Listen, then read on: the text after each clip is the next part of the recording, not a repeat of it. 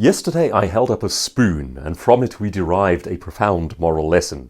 Today I'm holding up an excavator, or as my 2-year-old calls it, a digging machine.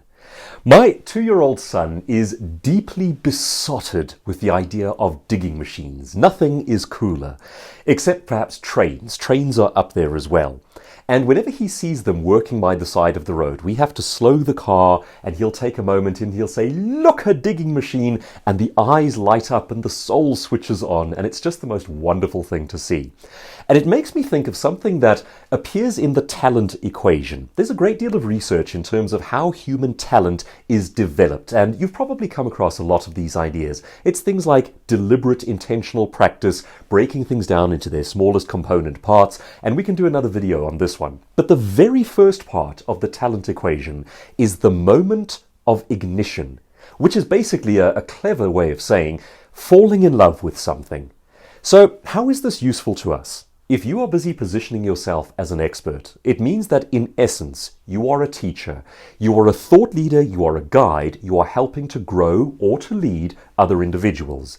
That does not begin with the how-to steps. It begins with the love of the thing.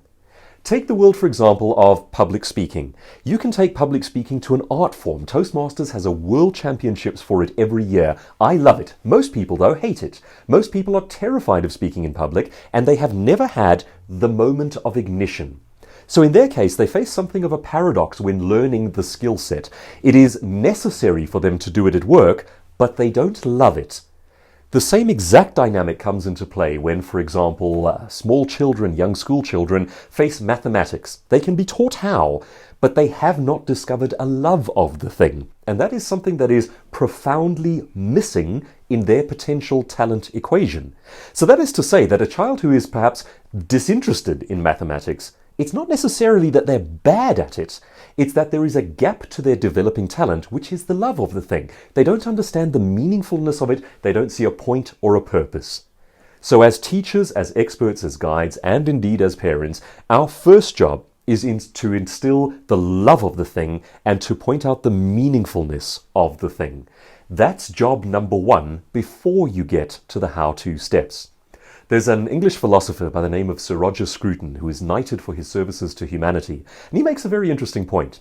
He says, most deconstructionist postmodernist philosophy is all about picking apart the meaningfulness of art and literature. And he says, there's something profoundly perverse about that. What we should do is not teach children how to dismantle a good book. We should teach them how to love a good book.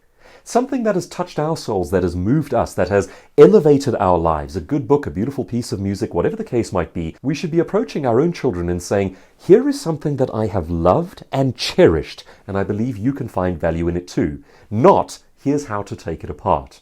That's a bit of a sideline philosophical thought. So as thought leaders, as aspiring experts, we do not jump into how to. We start with the why, as Simon Sinek importantly points out, and we try to ignite the love of the thing. Get their pupils to dilate when they see a digging machine, and you might be in business. But simply show them how it works, what it does, without any magic behind it, without touching the soul, you're pretty much bound to fail. The talent formula always begins with the love of the thing. So in your world, in your teaching, your performing, your expression of what you do as you position yourself as an expert, how could you start that moment of ignition and create the love of the thing?